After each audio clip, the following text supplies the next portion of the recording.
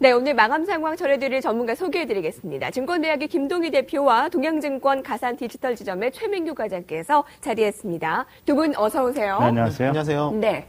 오늘은 하락을 예상했습니다. 배당락일이기 때문인데요. 한국거래소가 이런 배당락일을 감안해서 예상치를 내놨는데 그것이 1817포인트였습니다. 근데 그것을 오늘 그것보다는 더 높게 거래를 마쳤기 때문에 선방한 하루였다라는 평가였는데요. 김동희 대표님의 오늘 하루 평가는 어떻습니까? 무난한 마감이었다라고 좀 볼 수가 있겠습니다. 전일까지만 해도 시장이 근거 없는 루머에 휘둘리는 이러한 취약한 모습을 보여주었는데 그래요. 어제 좀 주가가 미리 좀 빠진 덕일까요? 오늘 무난한 마감을 보여줬습니다. 이런 배당락 주가가 1.3% 내외이기 때문에 20% 내외 정도의 하락폭을 보여야 했음에도 불구하고 강보합권 정도에서 마무리가 됐다라고 좀 말씀드릴 수가 있겠고요. 네. 그렇지만 전반적으로 봤을 때는 산무 장세가 여전히 지속이 되고 있습니다. 매수 주체가 없고요. 주도주가 없고 모멘텀도 없는 산무 장세가 지속되는 그러한 과정이죠. 누군가가 지수를 끌어올려 주기를 모든 주체들이 바라고 있지만 네. 모든 주체 그 누구도 적극적으로 매수하고 있지 않은 이러한 역설적인 상황이 전개가 되고 있기 때문에 남은 하루 남았습니다만 이러한 흐름이 좀 지속될 것이다라고 좀 보여지고 있겠고요.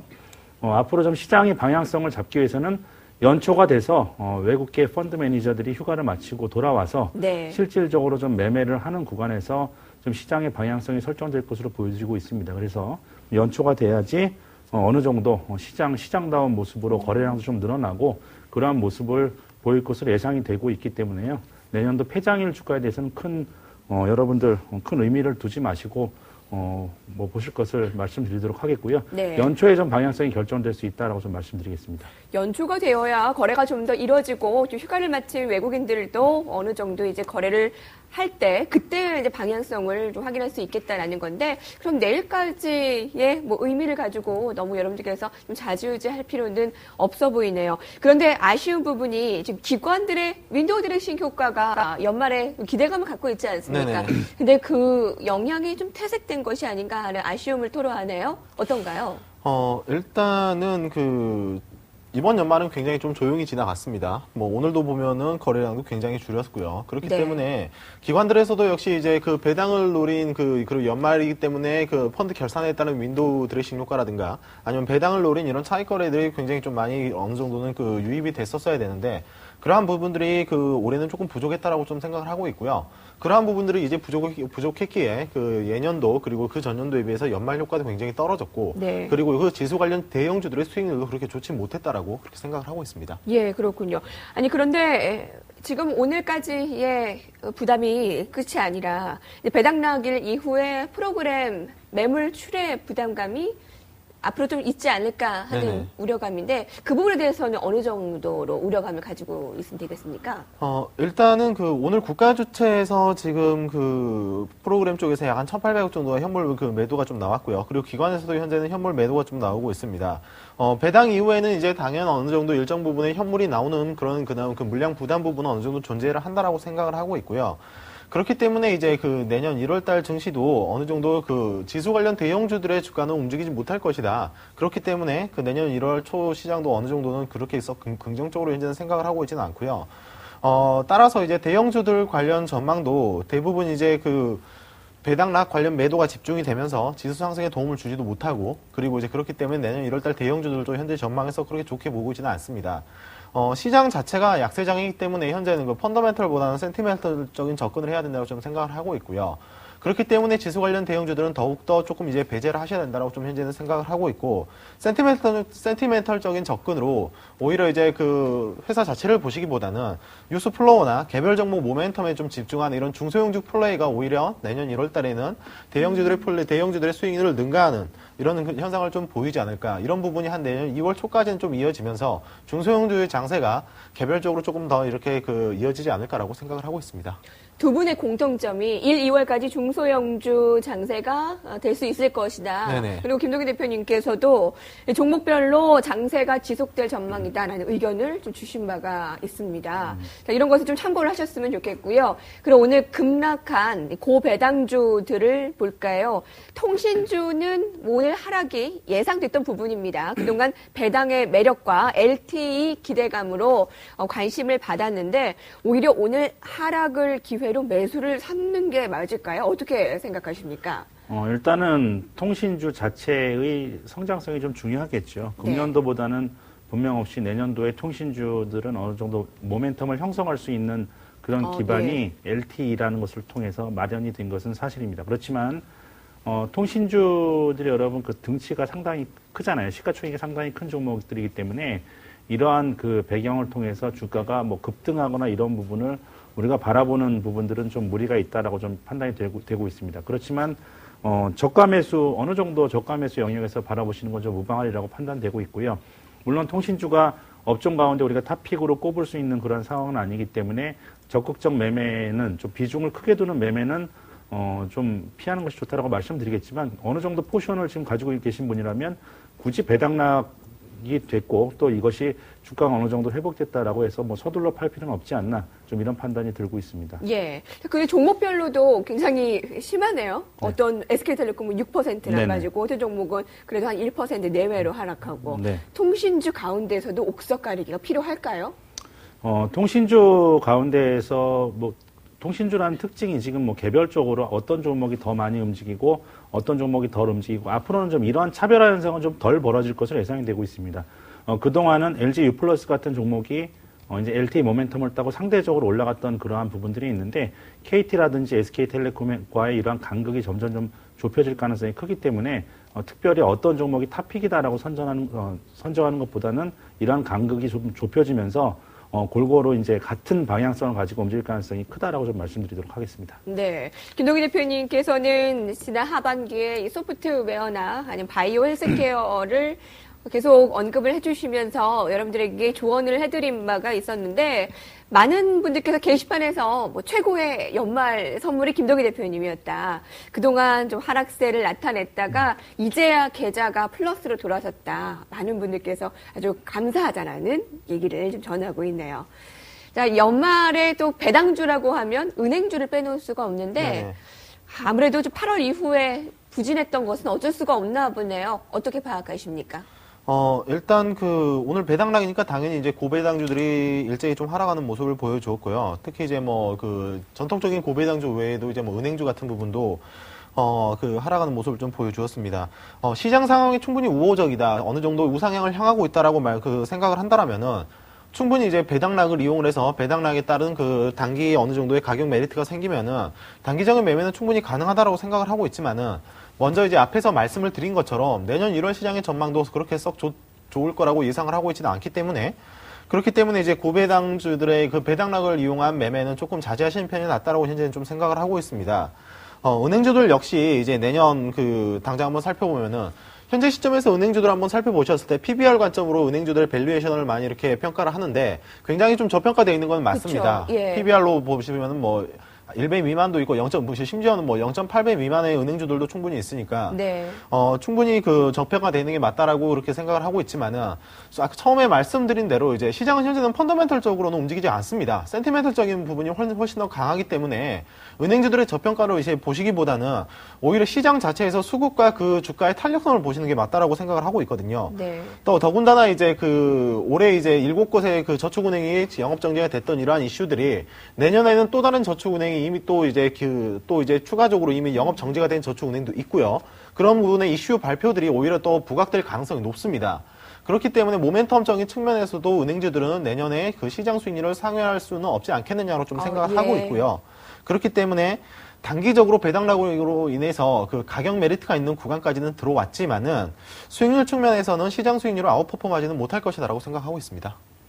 저평가 매력으로 한번 들어가신 분들 분명히 있으실 텐데 네네. 참 마음이 타실 거예요. 아무리 그렇죠. 시간을 도대체 어느 정도로 내가 인내를 해야 되는지에 네네. 대해서요. 근데 내년에도 시장 수익률을 아주 크게 상회하기는 어렵지 않을까라는 의견 줬는데 단기 매매는 가능하지만 보수적인 의견을 아무 대체적으로 준 것 네, 같습니다. 맞습니다. 자, 오늘 워스트 이슈부터 살펴봤는데요. 정리하고 가겠습니다.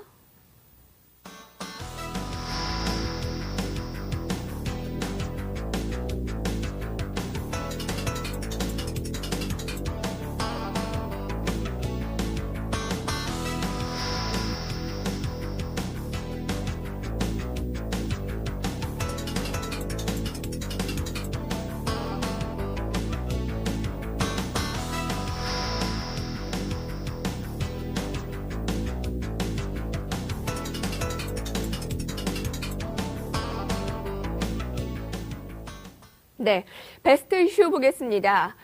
해운주를 제가 어제 오늘 이틀이나 소개를 해드리는군요. 어제는 올해 부진한 업종으로 소개를 해드렸고 오늘은 반등한 종목으로 소개를 해드립니다. 먼저 한진해운의 지금 주가 흐름 잠시 보실까요? 거의 10% 넘는 급등 흐름을 나타냈는데 과연 올해 부진을 떨쳐버리고 내년을 기대해 볼 수 있을까 모르겠습니다. 김동희 대표님 정말 안타까운 업종이었죠. 계속 네. 신저가를 찍었던 업종이었기도 하고요. 먼저 차트를 한번 보실까요? 왜 반등이 나왔는지 한번 그림을 한번 좀 비춰주시면 좋겠는데요. 네. 금년 1월 달에 주가가 4만 원 근처에서 지금 오늘 종가가 11,650원. 여러분 보시면요. 그 1년 내내 하락했습니다. 1년 내내 하락하고 지금 최근에 하락을 좀 멈춘 상태이기 때문에 어느 구간에서 뭐 급등이 나와도 자연스러운 흐름이다. 이 정도 하락했는데 반등이 어느 정도 나오지 않는다면 그것이 이상할 정도의 흐름이라고 우리가 좀 볼 수 있겠습니다. 그래서 바닥권에서 반등이 나왔다고 해서 이 종목이 추세적 상승세로 이어지는 것은 절대 좀 아니라고 좀 볼 수가 있겠고요. 계속해서 이 시간을 통해서 강조를 드리지만 경기 내년도로 우리가 봤을 때 금년도 하반기 때도 내내 마찬가지였죠. 똑같은 말씀을 드리는데 경기 활황을 전제로 우리가 올라갈 수밖에 없는 이러한 추세적 상승이 경기가 좋아졌을 때 올라갈 수 있는 종목들은 확인이 필요하다는 거예요. 그러니까 내년도 시장을 우리가 보고 과연 경기가 좋아질 것이다. 우리가 이렇게 확신을 가질 수 있다면 이런 종목군들을 우리가 저점에서 매수하는 것이 맞지만 지금은 기대감에 따른 섣부른 매매는 좀 무리가 있다라고 좀 볼 수가 있겠습니다. 그래서 내년도 경기가 좋지 못해도 업황 자체가 굉장히 좋을 것으로 예상되는 그러한 종목이라면 우리가 지금 적극적인 매매가 가능하지만 네. 그것을 확인해야 되는 종목군이라면 서둘러서 매매할 필요는 없다라고 좀 말씀드리도록 하겠습니다. 네, 내년에 업황 기대감이 우리가 어느 정도인지 지금 가시화되지 않았는데 섣불리 매매할 필요는 있겠느냐? 뭐 이런 말씀이시네요. 네, 경기가 그러니까 좋아져야만 올라갈 수 있는 종목이죠. 역으로 돌아봤을 때 우리가 2003년도부터 전통적인 산업재 관련 종목군들이 올라갈 때 화학, 기계, 해운 순서대로 반등을 했습니다. 이건 뭘 의미하냐면 경기가 좋아지는 것을 전제로 할 때 이러한 종목군들이 올라갈 수 있다는 것을 우리가 의미하기 때문에 지금은 경기가 좋아진다는 것을 우리가 예상할 수 없기 때문에 이렇게 뭐 지지부진한 흐름이 연속적으로 지금 이어지는 네, 부분 아니겠습니까? 그러한 차원의 연장선상에서 여러분들이 바라보시면 될 것 같습니다. 최민규 과장님께서는요?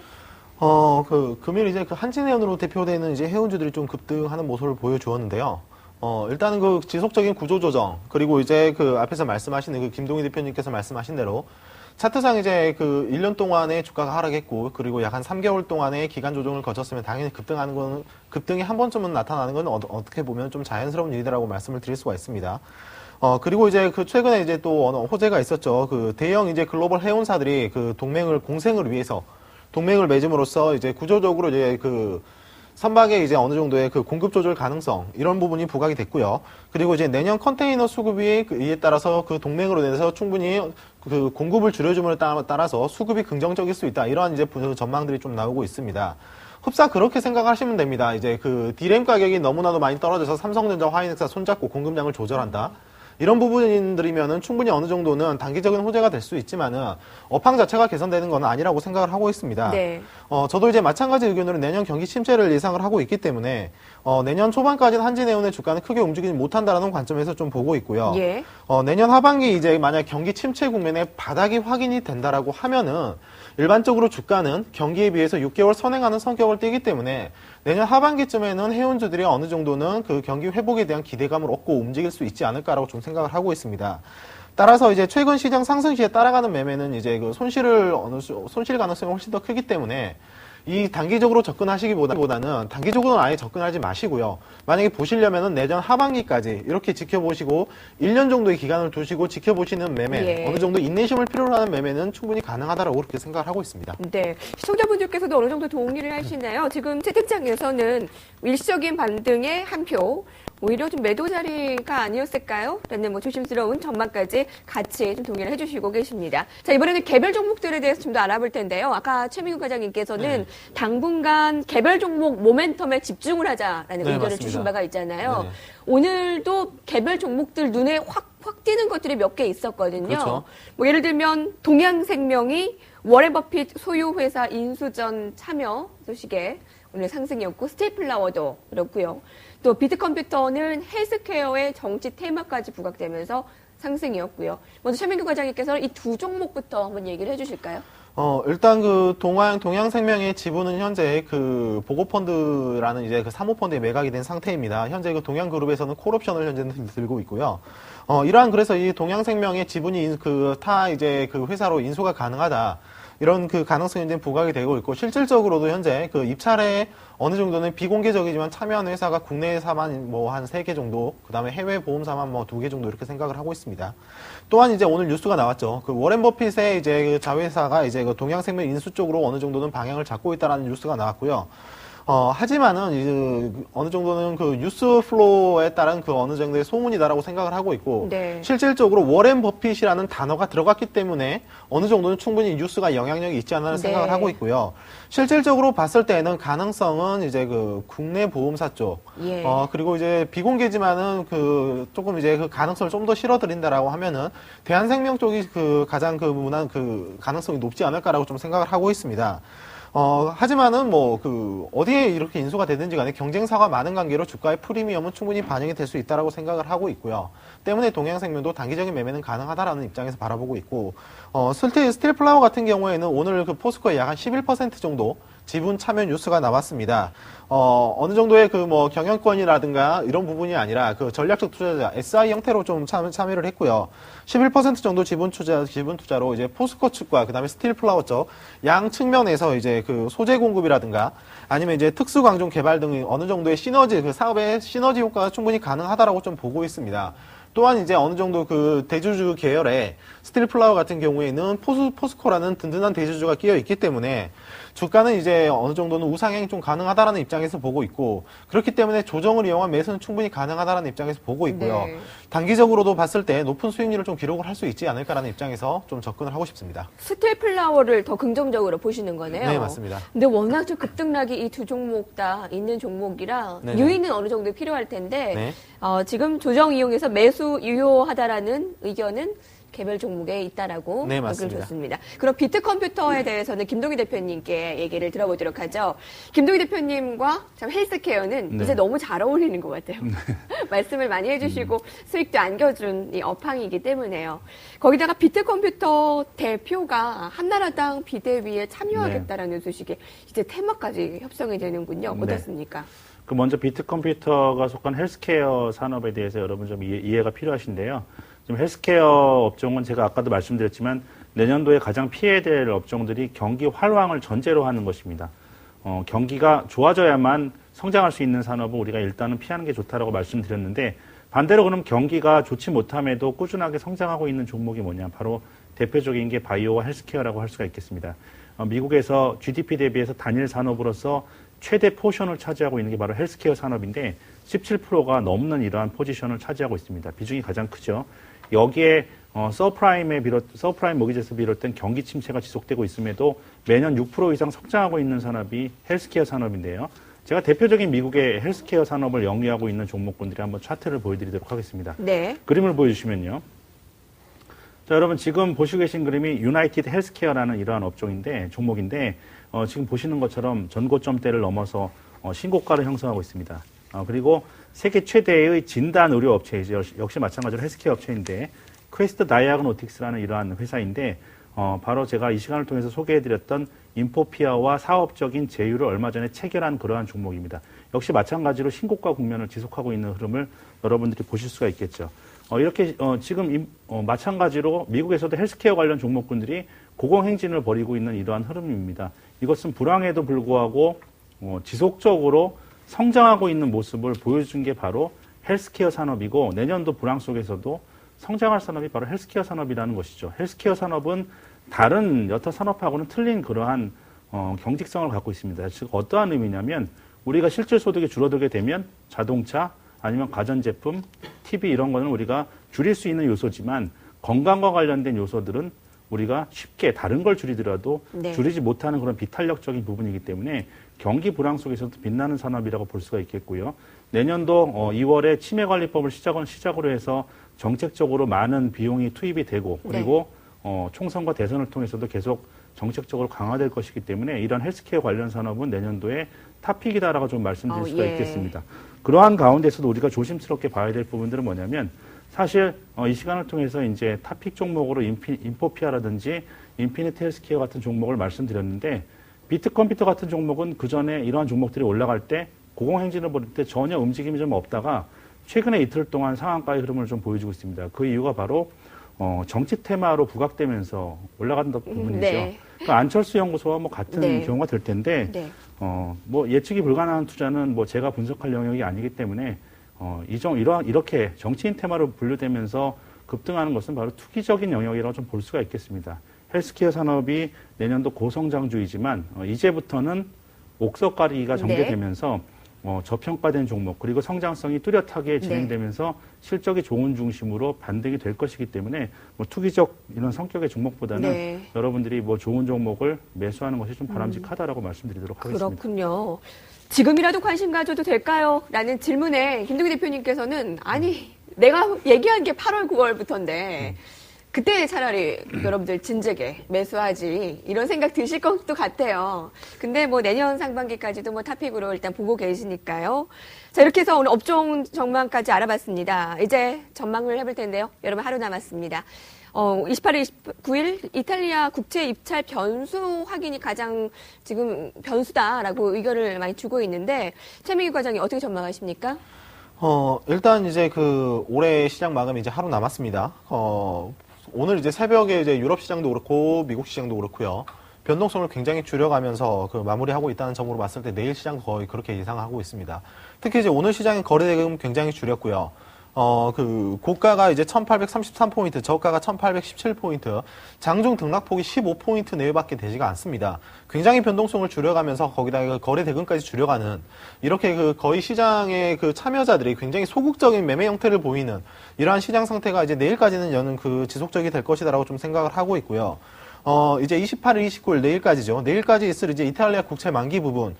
이러한 부분들은 이제 발행이 롤오버가 성공적으로 되느냐 안 되느냐를 떠나서 실질적으로 재발행되는 롤오버가 되는 금리 수준을 살펴봐야 되겠지만은 이미 이제 이전 발행분에서 이탈리아 국채 금리가 7%를 넘어갔었기 때문에 넘어섰고 이제 이러한 악재에 대한 내성이 어느 정도는 쌓여가고 있고 또한 이제 시장 투자자들이 소극적으로 현재는 반응을 하고 있기 때문에 시장에 큰 충격을 주지는 못한다라고 현재는 좀 판단을 하고 있습니다.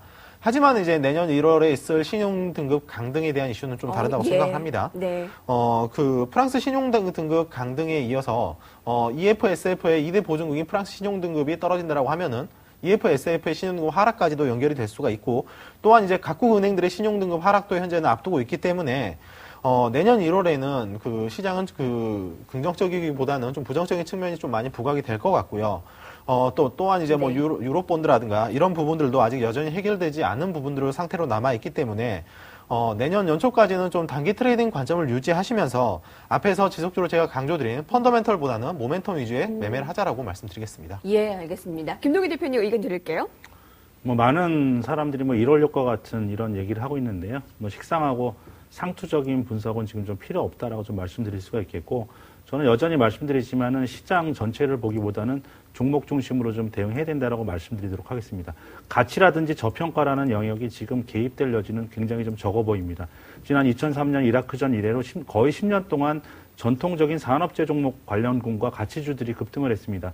대표적인 예로 제가 말씀을 드리면요. 삼성 엔지니어링이라는 종목이 2,000원대 후반에서 20만 원대 후반까지 100배가 올라왔습니다. 지금 가격이 어느 정도 조정을 받는다고 해서 결코 싼 구간이 아닙니다. 그러니까 1999년도부터 2000년도까지 IT 버블이 있은 다음에 그 이후에 가치주와 전통적인 산업재 종목군들이 10년 동안 올라왔죠. 즉 가치가 중심이었다면 다시 이제는 성장이 바로 시장의 키워드로 자리 잡는 해가 내년이 본격적으로 될 것으로 예상하고 있습니다. 그래서 불황에도 강한 성장주에 주목하자라는 말씀을 다시 한번 좀 강조드리도록 하겠습니다. 네, 고맙습니다.